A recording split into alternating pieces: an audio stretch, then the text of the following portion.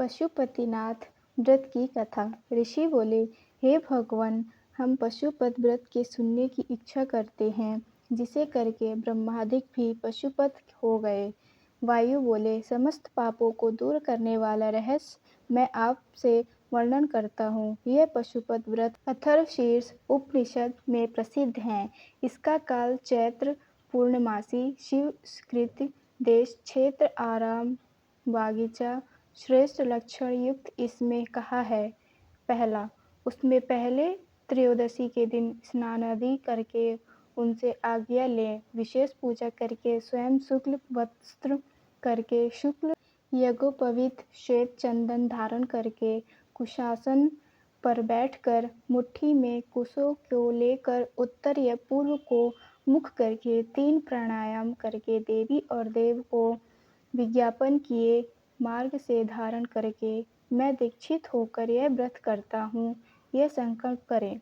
जब तक शरीरपात हो अथवा 12 वर्ष, 6 वर्ष, 3 वर्ष अथवा 12 वर्ष तक 6 दिन अथवा एक ही महीने, 12 दिन अथवा 6 दिन, 3 दिन व एक ही दिन में व्रत का संकल्प करके विरज मोह के निमित्त विधिपूर्वक अग्नि को लेकर घी, समिध और चरु से यथोयोग हवन करें। 10 पूर्ण आहुति के उपरांत फिर तत्वों की सिद्धि के उद्देश्य से उन सभिधा आदि का मूल मंत्र से हवन करें और यह तत्व मेरे देह को शुद्ध करे, ऐसा स्मरण करता जाए। पंचभूत तन्मात्रा, पंच कर्मेंद्रिय, ज्ञान और कर्म के भेद से इनके 5 विभाग हैं। त्याचदी, 7 धातु, प्राणादि, वायु, मन, बुद्धि, अहंकार, गुण, प्रकृति, पुरुष, राम, विद्या, कला, नीति, काल, माया, शुद्ध विद्या, महेश्वर, सदाशिव, शक्ति और शिव तत्व है। यह क्रम से तत्व कहे हैं। इन विरजा मल रहित मंत्रों से हवन करने वाला पाप रहित हो जाता है, शिवजी के अनुग्रह को प्राप्त होकर ज्ञानवान हो जाता है। फिर गोबर लाकर उसका पिंड करके मंत्र पढ़कर सुगंधकर उसे अग्नि में रखकर उस दिन व्रती हविष्य अन्न खाएं।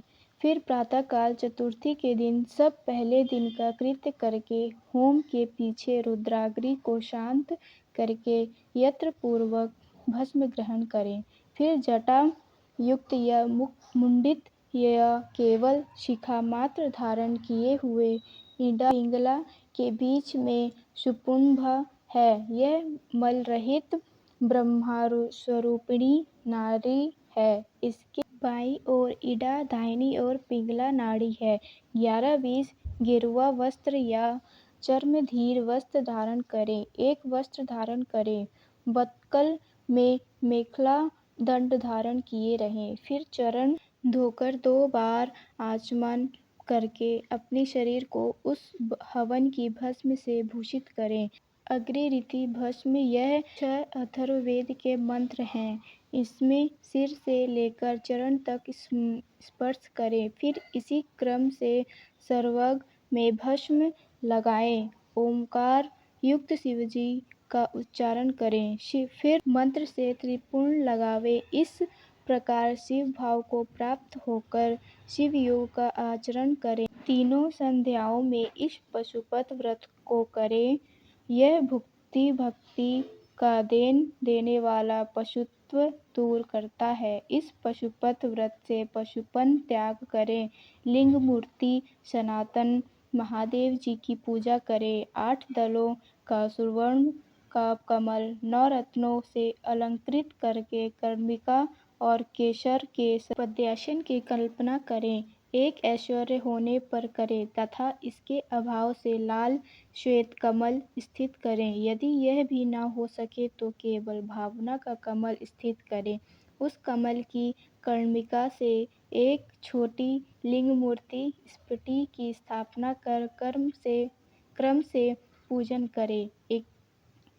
21-30 उस लिंगों की विधि पूर्वक स्थापना कर और शुद्ध कर पंचमुख के प्रकार से आसन मूर्ति को कल्पना करके पंचांगवेदी पवित्र विस्तारपूर्वक यथायोग्य सहस्त्र कलशों से स्नान करावें। गंध, द्रव्य, कपूर, चंदन आदि कुकुम या सब वस्त्र वेदी सहित लिंग को चढ़ाकर भूषण से भूषित करें। बिल्वपत्र, श्वेतपद्म, नीलकमल तथा दूसरे सुगंधित पुष्प पवित्र श्रेष्ठ बिल्वपत्र, चित्र, दूर्वा, अक्षत महापूजा के विधान से यथालाभ पूजित करके धूप, दीप, अथर्व, नैवेद्य प्रदान करें। इस प्रकार शिव जी को निवेदन करके कल्याण की प्रवृत्ति करें और जो न्यायपूर्वक उपार्जन की हुई अपने को इष्ट वस्तु हो वह सब द्रव्य इस व्रत में विशेष कर देने चाहिए। श्रीपत्र, उत्पल और कमल सहस्त्र चढ़ाने चाहिए अथवा कमती संख्या 108 चढ़ानी चाहिए। उसमें भी विशेषकर बेलपत्र को न त्यागें। एक ही सुवर्ण का कमल सहस्त्र कमलों से विशेष है और नीलोत्पल आदि कमलें बेलपत्र के समान हैं और दूसरे फलों का नियम नहीं है, यथालाभ निवेदन है। 31-40 अष्टांग अथर्व श्रेष्ठ है। विशेष का धूप देनी, चंदन लगाना, कृष्ण, अगरु, अघोर नामक मुख में संध्योजात में मलशीला, वामदेव मुख में चंदन, पौरूप में हरिताल, ईशान में भस्म, इस प्रकार कोई आचार्य आलेपन कहते हैं। कोई धूपांतर के विधान से धूप नहीं मानते हैं कि अघोर के मुख में श्वेत अगरु, पुरुष के मुख में काला अगरु, संध्योजात के मुख में गुग्गुल, सौम्य के मुख में सुगंध द्रव्य, ईशान के औषधादि के धूप विशेष करके देनी चाहिए। सरका, मधु, कपूर, कपिला, गौ के घृत के मिलाकर देनी चाहिए। चंदन, अगरु, काष्ठादि यह सामान्य कहा है। कपूर वर्ती घी के दीपक देने चाहिए। इसके उपरांत प्रत्येक मुख की ओर अर्घ्य और आचमन देना चाहिए। प्रथम आवरण से क्रम से गणेश और कार्तिकेय का पूजन करना चाहिए, फिर ब्रह्मा जी प्रभृत अंगानी का पूजन करें। इस प्रकार प्रथम आवरण की पूजा करने पर दूसरे आवरण में चक्रवर्ती विघ्नेश की पूजा करनी चाहिए। तीसरे आवरण में भव आदि अष्टमूर्तियों का पूजन करना चाहिए। चौथे आवरण में महादेववादियों की तथा 11 रुद्रों की, सब गणेश्वरों की पूजा करनी चाहिए। पद्य के 5 आवरण के क्रम से अस्त्र और अनुचरों के साथ 10 दिक्पालों की पूजा करें। ब्रह्मा जी के मानसिक पुत्र और सब ग्रह, समस्त देवी देव और सर्व आकाशचारी 41 से 50 सब पातालवासी और सब मुनीश्वर, सब मुख्य योगेश्वर 5वें आवरण में मातृकाओं के साथ पूजे। गौओं के सहित क्षेत्रपाल और यह सब चराचर जगत शिवजी की प्रीति से शिवजी की विभूति जानकर पूजें।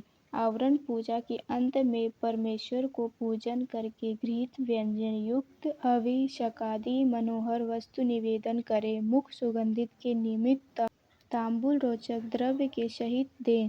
फिर अनेक प्रकार के पुष्प और भूषणों से अलंकृत करें। नीराजन के अंत में पूजा का विस्तार समाप्त करें। फिर सामग्री सहित पान पत्र दें और शयन निवेदन करें। चंद्रमा के समान हार उज्ज्वल शयन स्नान में रखें और भी सब योग्य पदार्थ राजाओं के समान स्थिर करें। यह कार्य स्वयं करें या ऋषि तत्वों से कराकर हवन और पूजन के पीछे प्रार्थना स्तोत्र जप करके पंचाक्षर विद्या को जपें। प्रदक्षिण करें और परमात्मा की पूजा करें। फिर शिव जी के सम्मुख ही गुरु और ब्रह्मा का पूजन करें। फिर अर्घ्य और 8 फूल देकर देव को लिंग से विसर्जन करके अग्निमंत्र से अग्नि की रक्षा करके उसे भी विदा करें। इस प्रकार यह सब कृत्य प्रतिदिन करें। फिर सब सामग्री सहित कमल युक्त लिंग 55 से 60 अपने गुरु को दे अथवा शिवालय में स्थापन करें। फिर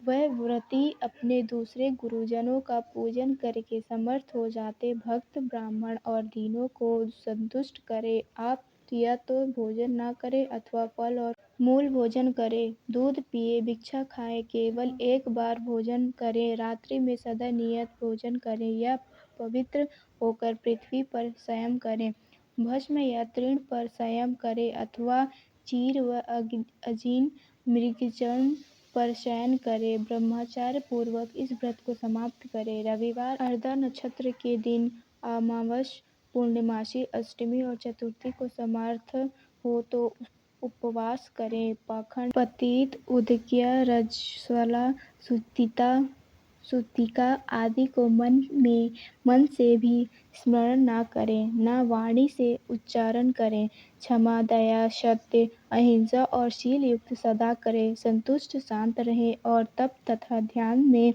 सदा मन लगावें। तीनों काल स्नान करें अथवा भस्म स्नान करें। मन वचन क्रम से विशेष पूजा करें। बहुत कहने से क्या, व्रती कुछ भी अमंगल बात न करे। प्रमाद हो जाने से आचार में गुरु लघु का विचार करके पूजा होम यज्ञादि से उसका उचित प्रायश्चित करें। जब तक व्रत समाप्त न हो कुछ भी प्रसाद न करें। 61 से 70 गोदान, पूजा धन के अनुसार सब कामना से रहित होमर भक्त शिवजी की प्रीति की निमित्त सब करें। यह व्रत की विधि संक्षिप्त में सामान्य कही है। प्रति मास में जो विशेष है जो सो क्रम से कहता हूँ। वैमाघ में हीरो का लिंग, आषाढ़ में मोती का, श्रवण में नीलम का, भाद्रपद में पद्मराग मणि का, आश्विन में गोमेद का, कार्तिक में मूंगे का, अगहन में वैडूर्य का, पौष में पुष्परा का, माघ में घुमती का, फागुन में चंद्रकांत मणि का और चैत्र में इसी मणि का अथवा रत्न न मिले तो सब महीने में सुवर्ण लिंग की पूजा करें। उसके अभाव में चांदी, तांबा अथवा शिला के लिंग का पूजन करें। यह भी न हो तो मिट्टी का अथवा किसी वस्तु का लिंग पूजें। सब ही मूर्ति गंधमय बनावे अथवा जैसी रुचि होवे सो बनावे। व्रत के अंत में अपना नित्यकर्म समाप्त करके सदाचरण युक्त व्रती पुरुष शिव और आचार्य का पूजन करें। आचार्य की आज्ञा से पूर्व उत्तर मुख होकर बैठें। कुश का आसन, कुशा ही हाथ में लिए प्राण अपान वायु को रोककर 71 से 80 शक्ति के अनुसार मूल मंत्र को जपकर उमा सहित त्र्यंबक देव का ज्ञान करके आज्ञा लेकर हाथ जोड़कर कहें, हे भगवान, आपकी आज्ञा से इस व्रत का त्याग करता हूँ। यह कहकर लिंग मूल के कुशों को उत्तर भाग में विसर्जित करें। फिर दंड, जटा, चीर, मेखला को भी त्याग करें। विधि पूर्वक आचमन करके पंचाक्षर मंत्र का उच्चारण करें। जो देहांत तक इस दीक्षा को सावधानी से करता है और इस व्रत को करता है वह नैष्ठिक व्रती कहलाता है। वही आश्रमों श्रेष्ठ महापशुपति व्रत कहलाता है। वही तपस्वियों से श्रेष्ठ और महाव्रती है। उसके समान मुमुक्षुओं में कोई कृत्य नहीं है। जो यति नैष्ठिक है वह उत्तम नैष्ठिक है। जो 12 दिन तक भोजन न करके इस व्रत को करे वह भी तीव्र व्रत के कारण नैष्ठिक के तुल्य हो जाता है। जो शरीर में घृत लगाकर इस व्रत को करता है 2-3 दिन भी करता है वह भी नैष्ठिक है। जो कोई निष्काम होकर इस व्रत को करता है और जिससे निरंतर अपनी आत्मा शिवजी को अर्पण की है उसके समान कोई दूसरा नहीं। विद्वान ब्राह्मण भस्म लगाकर महापाप से उत्पन्न हुए पापों से छूट जाता है, इसमें संदेह नहीं। 80-90 रुद्र अग्नि का जो परम वीर है वही भस्म कहलाता है। इस कारण सब काल में भस्म युक्त वीर्यवान होता है। जो पुरुष भस्मनिष्ठ है अग्नि के संगम से उनके सब दोष दूर हो जाते हैं। भस्म स्नान से पवित्र हुआ पुरुष भस्मनिष्ठ कह जाता है। जिसके शरीर में भस्म लगा है और जिसका त्रिपुर्ण भस्म से दीप्तिमान है, भस्म स्नान करने से पुरुष भस्मनिष्ठ कहा जाता है। भूत, प्रेत, पिशाच और बड़े बड़े भयंकर रोग भस्मनिष्ठ के समीप से दूर भाग जाते हैं, इसमें संदेह नहीं। कल्पक पाप दूर करने से और भासमान होने से यह भस्म कहलाता है। वह विभूति पुरुषों को ऐश्वर्य देने वाली तथा परम रक्षा करने वाली है। अधिक भस्म का महात्म्य क्या है, क्या कहें। व्रती भस्म स्नान करके स्वयं महेश्वर हो जाता है। यही भस्म परमेश्वरी और स्वैरों का परम अस्त्र है। इसमें उपमन्यु की तप में आपदा निवारण की है। इस कारण सब प्रकार के यंत्र से पशुपत व्रत करना चाहिए। धन के समान भस्म संग्रह करना चाहिए और भस्म स्नान से प्रीति करनी चाहिए। 90 से 100 ऋषि बोले। दैव्य के बड़े भ्राता उपमन्यु के बाल्यावस्था में दूध के निमित्त पतिपत किया था।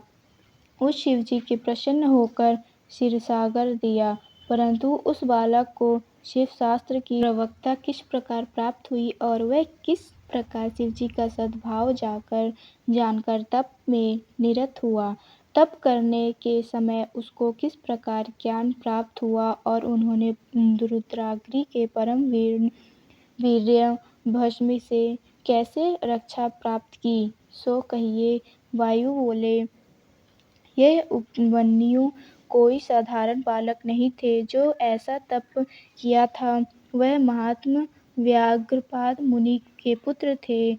जन्मांतर में भी शुद्ध सिद्ध थे, परंतु किसी कारण से अपने प्रारंभ से भ्रष्ट होकर कुमाता को प्राप्त हुए। इसी कारण महादेव जी के प्रसाद से और उन्हें होने वाले भाग्य के बल से दुग्ध की इच्छा से व्याज से तप करके महादेव जी की कृपा के द्वारा को प्राप्त हुए। इसी कारण शिवजी ने उसके निमित्त गणेशत्व कुमारत्व के सहित दुग्ध का सागर प्रदान किया। इसी शिवजी के अनुग्रह के कारण उनको ज्ञान शस्त्र प्राप्त हुआ और कुमार अवस्था में ही उसे धारण करके की शक्ति प्राप्त हुई। इसी से उनके कुमार अवस्था में शिवशास्त्र की प्रभुक्त हुई। जैसे ज्ञान सागर कुमार के मुख से नंदी से ज्ञान के पाया था, उसी प्रकार शिव ज्ञान की प्राप्ति में इसका कारण देखा है। दुग्ध के कारण साक्षात अपनी माता के शोक भरे वचन सुने। 1 से 10 किसी समय उसने अपने मामा के आश्रम में बहुत बड़े दूध पिया। मातुल के पुत्र से उसने ईर्ष्या की, जो क्षीरपान से तृप्त था। दूध पीकर मामा के पुत्र को आनंद से बैठा हुआ देखकर व्याघ्र पात्र का पुत्र उपमन्यु प्रेम से माता से बोला। उपमन्यु बोला, हे माता, हे महाभागे, हे तपस्विनी, मुझे भी गौ का स्वादिष्ट दूध दो, मैं थोड़ा सा नहीं पीऊँगा, गरम गरम ला। वायु बोले, पुत्र के वचन सुनकर उसकी तपस्विनी माता व्याघ्रपाद की स्त्री बड़ी दुखी हुई। आदर से पुत्र को आलिंगन करके लाडलाए अपने को निर्धन मानकर दुख से विलाप करने लगी। इधर महाक्रांतिमान बालक उपमन्यु बारंबार दूध की याद करके बारंबार रोते हुए उससे दूध मांगने लगा। तपस्विनी दिव्य स्त्री से उससे हठ को जानकर उसकी शांति के लिए एक उपाय सोचा। जो बीज उच्छुवृत्ति से प्राप्त किए थे उसको देकर और पीसकर उस मनस्विनी से उसमें जल मिलाया। बेटा आओ, ऐसा शाम पूर्वक कहकर उसे आलिंगन करके दुख बनावटी दूध दिया। वह बालक माता के दिए बनावटी दूध को पीकर व्याकुल होकर माता से बोला, यह दूध नहीं है। 11 से 20 तब वह देखकर पुत्र का सिर घूमकर दुखी होकर अपने हाथ से कमल समान नेत्रों के आंसू पोंछकर बोली। माता बोली, सब रत्नों से पूर्ण नदियों स्वर्ण पाताल में सबको प्राप्त है, पर जो भाग्यहीन और शिव भक्ति रहित है, वे उन्हें नहीं देख पाते। राज्य स्वर्ग मोक्ष दूध के भोजन वे प्राणी नहीं प्राप्त कर सकते, जिन पर शिवजी प्रसन्न नहीं है। यह सब शंकर जी की कृपा से मिलते हैं, अन्य देवताओं से नहीं। अन्य देवताओं के मन में लगाने वाले दुख से व्याकुल होकर भटकते हैं। हम वनवासियों को दूध कहाँ प्राप्त हो सकता है। हे पुत्र, कहाँ तो दूध के साधन और कहाँ हम न वनवासी। सब प्रकार के अभाव होने से, दरिद्रता से मैं भाग्यहीन हूँ, जो कि मैंने जल में मिट्टी डालकर तुझे असत्य दूध बनाकर दिया था। तूने मामा के घर में लौटा हुआ थोड़ा दूध पान किया था, इससे तुझे स्वाद विदित था। उसको स्मरण करके मुझे दूध नहीं दिया, ऐसा कहकर रोता हुआ मुझे दुखी करता है। बिना शिवजी की कृपा से तुझको दूध प्राप्त नहीं होगी। उन्हीं शिवजी के चरण कमल की पार्वती और गणों के सहित आराधना करो।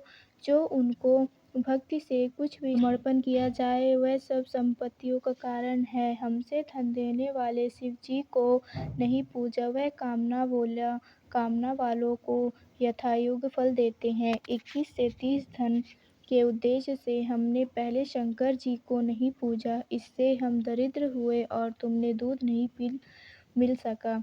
हे पुत्र, पूर्व जन्म शिवजी के उद्देश्य से या प्रभु विष्णु जी के उद्देश्य से जो दिया जाता है वही मिलता है। इस प्रकार माता का शोकादि का सूचक सत्य वचन सुनकर बालक होकर भी पश्चाताप करके हुए प्रगल्भता से बोला।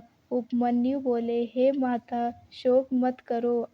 यदि शांबशिव है तो हे महाभगे, शोक त्यागो, जब भला होगा। हे माता, मेरे वचन सुनो। यदि महादेव जी हैं तो शीघ्र व देर में हैं, उन्हें प्रसन्न करके दूध का सागर ले आऊँगा, जो कि कभी घटेगा नहीं। वायु बोले, इस प्रकार उस मति बालक के वचन सुनकर प्रसन्न होकर उसकी बुद्धिमती का माता बोली, हे तात, मेरी प्रीति बढ़ाने वाले शुभ भर्ता, तुमने बिचारी तू देर मत कर, शांब का भजन कर। परम करण शिवजी सबसे अधिक हैं, सारा जगत उन्हीं का किया हुआ है। ब्रह्मा जी आदि उनके दास हैं, उन्हीं की प्रसन्नता से ये सब ऐश्वर्य है। अब हम उन प्रभु के दोस्त हैं। उन लोग के कल्याण करने वाले शंकर जी के सिवाय अन्य को मैं नहीं जानती। अन्य देवताओं को छोड़कर मन वचन कार्य में उन्हीं शिवजी को पार्वती सहित गणेश सहित परम प्रीति से भजन करना चाहिए। 31 से 40 उन देवाधिदेव वरदायी मंगलदायी शिवजी का ओम नमः शिवाय यही मंत्र वाचक है। ओमकार सहित जो 7 करोड़ मंत्र हैं, वह इसी को लय होकर फिर इसी में से निकलते हैं। अपने अधिकारी अपेक्षा से सुप्रसाद सहित वे मंत्र हैं, अर्थात अधिकारियों के अनुसार पृथक पृथक हैं, परंतु यह मंत्र ईश्वर की आज्ञा से सबके अधिकार का है। जिस प्रकार शिवजी संपूर्ण उत्कृष्ट और निकृष्ट आत्माओं की रक्षा करने में समर्थ होते हैं, उसी प्रकार यह मंत्र है। यह मंत्र सब दूसरे मंत्रों में प्रबल है, यही सबकी रक्षा करने में समर्थ है। उससे परे फिर और इच्छा नहीं करनी चाहिए। इस कारण हे पुत्र, अन्य मंत्रों को छोड़कर पंचाक्षर मंत्र जपने में तत्पर हो। यह मंत्र जिह्वा के अंतर्गत होने से फिर कुछ दुर्लभ नहीं रहता। यह शैवों की रक्षा का हेतु परम दुर्लभ अघोशास्त्र है, वह इसी से उत्पन्न हुआ है, ऐसे जानकर उसमें तत्पर हो। तुम्हारे पिता के समीप में मैंने यह भस्म प्राप्त की है, जो विरजा अग्नि से उत्पन्न होने के कारण सिद्ध और महा आपत्ति को दूर करने वाली है।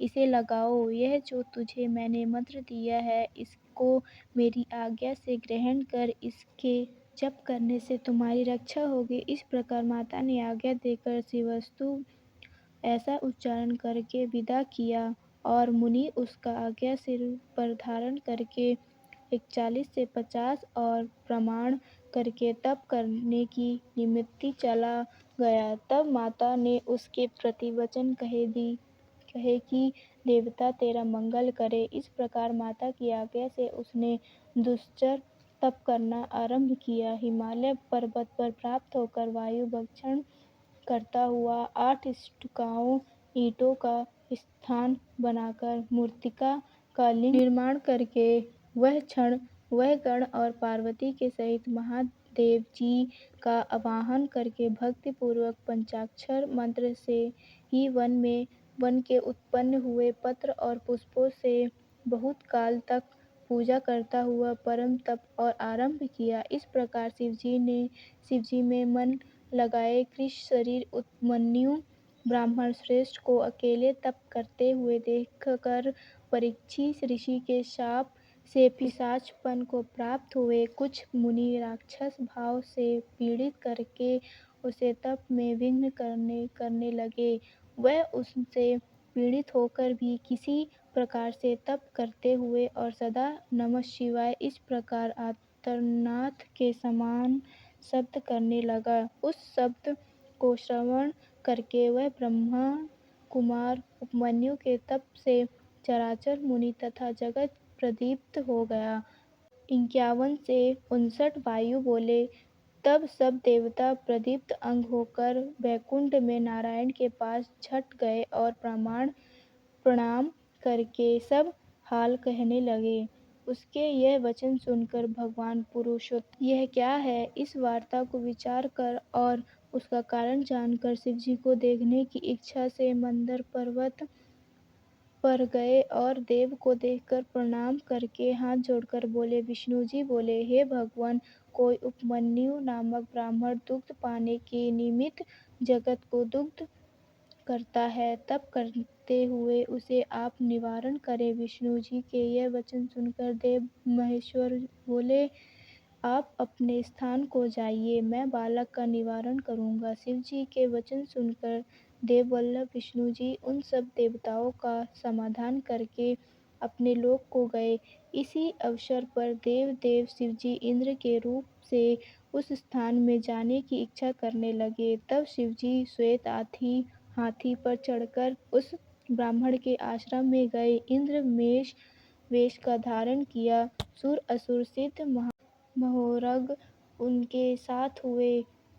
तब उस विभु के निमित्त बाल व्यंजन से विजित किया गया और वाम हाथी से शची सहित सुरेंद्र के ऊपर श्वेत छत्र धारण किया गया।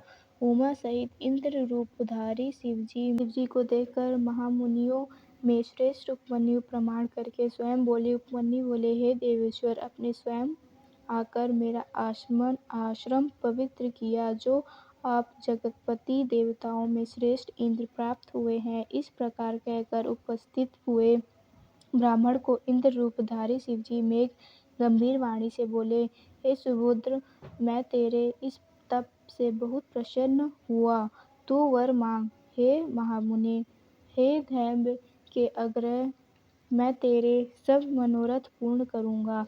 जब इस प्रकार शिव रूपी इंद्र ने कहा, तब वह मुनिश्रेष्ठ शिव जी से भक्ति हो यही हाथ जोड़कर बोला। यह सुनकर इंद्र बोले, तुम नहीं जानते कि मैं देवताओं का राजा हूँ, तीनों लोकों का अधिपति इंद्र हूँ। सब देवता मुझको नमस्कार करते हैं। हे विप्र ऋषि, तू मेरा भक्त हो, सदा मेरी अर्चना कर, तेरा कल्याण हो। मैं ही तुझ पे सब कुछ दूंगा। निर्गुण रुद्र को त्याग दे, निर्गुण रुद्र से तेरा क्या कार्य बनेगा, जो देवताओं की पंक्ति से 12 होकर पिशाचपने को प्राप्त हुए हैं। वायु बोले। यह सुनकर पंचाक्षर मंत्र जपते हुए वह मुनि धर्म से विघ्न मानकर इंद्र से बोला। 11 से 20 उपमन्यु बोले।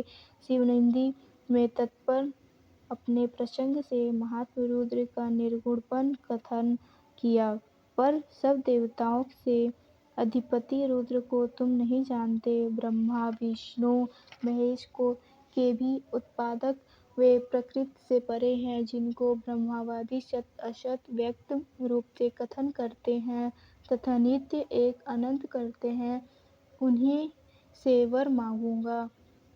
हेतुवाद से रहित, संख्या योग के अर्थ देने वाले परम रूप है, ऐसा जानकर जिनकी उपासना की जाती है, उसी से वर मांगूंगा। सब के कारण शिव जी पे शिव जी परे कोई तत्व नहीं। ब्रह्मा विष्णु आदि देवताओं के निर्मात्र गुण से वही विभु है। बहुत कहने से क्या, यह बात मैंने भली प्रकार से जान ली है कि यदि शिव जी की निंदा सुनी जाए तो जान लो कि जन्मांतर में पाप किए हैं। शिव जी की निंदा सुनते ही उसका तत्काल मारकर उसी समय अपना देह त्याग दे तो वह शिवलोक को जाता है। हे सुराधम, मेरी दूध की इच्छा यो ही रहे। मैं तुझको शिवशस्त्र में मरकर अपने देह की त्याग कर इंद्र को उद्यत हुए घोर भस्म लेकर उसको अघोर अस्त्र से अभिमंत्रित करके इंद्र के उद्देश्य से मुनि बड़ा शब्द करके त्यागा। 21 से 30 और शिवजी के चरण कमलों को स्मरण करके अपना देह त्याग करने का उद्यत हुए तो भग देवता के नेत्रहारी शिवजी ने सौम्यता से उस योगी की धारणा को निवारण किया और उसे छोड़े हुए अघोरात्र को शिवजी की आज्ञा से शिवजी के प्रिय नंदी ने ग्रहण किया। उसी समय परमेश्वर ने अपने स्वरूप से स्थित होकर उस उपमन्यु को अपना चंद्रभाल रूप दिखाया। सहस्त्रों दूध के सागर, अमृत के सागर, दही घी के सागर, फूल भस्य भोज्यों के सागर तथा पुओं के पर्वत प्रभु ने उस बालक को दिखाए।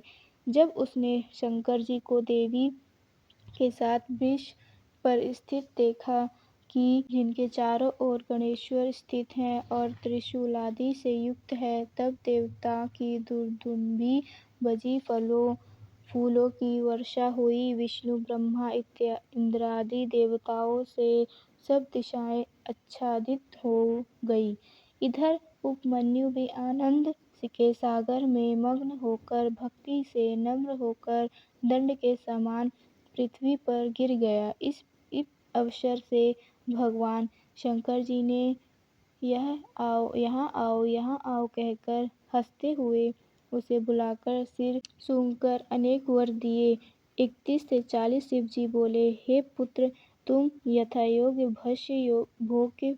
भोज्य अपने बांधवों सहित सदा भोगो, सदा सुखी रहो, दुखी से रहित होकर मेरी भक्ति में तत्पर रहो। हे महाभाग उपमन्यु, यह पार्वती तुम्हारी माता है। मैंने तुमको पुत्र बनाकर क्षीरसागर दिया है। मधु, दही, अन्न, घृत, भात, फल इनके सागर मैंने तुमको दिए। मालपुओं के पर्वत, भक्ष्य भोज्य सागर मैंने तुमको दिए। हे महामुने, तुम इनके ग्रहण करो। तुम्हारे पिता महादेव और माता जगदम्बा हैं। मैंने तुमको अमरत्व और निरंतर का गणाधिपत्य दिया। अब तुम प्रसन्न होकर जो जो मन में हो सो वर मांगो, मैं प्रसन्न होकर दूंगा। इसमें विचार की आवश्यकता नहीं। वायु बोले, महादेव जी ने ऐसा कहकर अपने हाथों में से उपमन्यु का आलिंगन करके उसका सिर सूंघकर यह तुम्हारा पुत्र है, यो कहकर देवी को निवेदन किया। देवी ने भी अपने कमल जैसे हाथों से प्रेम से कुमार के समान उसका सिर सूंघकर उसको अविनाशी कुमारत्व दिया। क्षीर अवधि भी साकार रूप से स्वदाक्षिर हाथ से धारण किए। वह अविनाशी दूध पीकर उसके हाथ में समर्पण किया। योग ऐश्वर्य सदासुष्टि अविनाशियों ब्रह्माविद परम सिद्धि संतुष्ट मन से उसको प्रदान की। 41 से 50 फिर प्रसन्न हो शिवजी उसका तप तेज देखकर उपमन्यु मुनि को दिव्य वर देने लगे। व्रत पशुपत ज्ञात व्रत योग तत्व से देकर निरंतर वक्तृत्व मुनिराज को दी। वह भी दिव्य वर देने लगे और निरंतर रहने वाला कुमारत्व प्राप्त करके उन और चतुरता भी शिवाशिव से वर पाकर बड़े प्रसन्न हुए। तब प्रसन्न चित्त होकर हाथ जोड़कर प्रणाम करके महेश्वर देव से वर मांगने लगे। उपमन्यु बोले, हे देवेश, हे परमेश्वर, प्रसन्न होकर अपनी चरणी भक्ति मुझको दीजिए। हे महादेव जी, अपने संबंधियों में मुझे श्रद्धि दीजिए, अपने दासों में परम स्नेह और सदा उनकी समीपता दीजिए। यह कहने के उपरांत प्रसन्न मन होकर वह ब्रह्मांड श्रेष्ठ उपमन्यु सहर्ष गद्य वाणी से महादेव जी को प्रसन्न करने लगे। उपमन्यु बोले, हे देवों के देव महादेव, हे करुणा सागर, हे शांब शंकर, प्रसन्न हो। वायु बोले, सब कुंवर देने वाले महादेव जी, ऐसा कहकर प्रसन्न मन होकर मुनिश्रेष्ठ उपमन्यु से बोले। शिवजी बोले, हे पुत्र, मैं तुझसे प्रसन्न हूँ, मैंने तुझे सब दिया, तू मेरा दृढ़ भक्त है, यह मैंने जान लिया। तुम दुख से रहित होकर अजर अमर हो, महायशस्वी, तेज से युक्त, ज्ञान से युक्त हो। तुम्हारे बांधव और कुल तथा गोत्र सदा अक्षय रहेंगे। हे द्विजश्रेष्ठ, तुम्हारी मुझ में निरंतर भक्ति होगी। हे द्विजोत्तम, मैं तुम्हारे आश्रम में नित्य समीपता करूँगा। तुम मेरे समीर तथा आनंद से विहार करोगे। कोटि सूर्य के समान कांति वाले भगवान शिवजी यह कहकर और उसको वर देकर अंतर्ध्यान हो गए। शंकर भगवान की जय।